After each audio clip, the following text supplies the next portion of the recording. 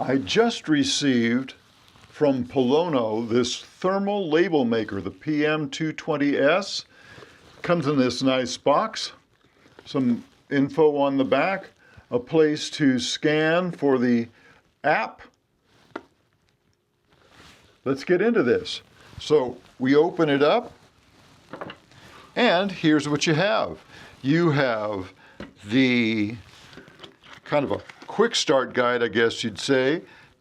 Gives you a little bit of information on how to do basic things. Then you've got the user manual itself, which goes into more detail.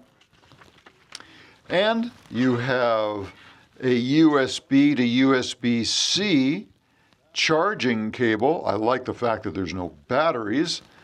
And you have the unit itself, which is really remarkably light. Power button, print button, the place where it dispenses the labels itself. And on the bottom is your charge port, USB-C, and another place to scan for a quick tutorial. Nice feeling unit.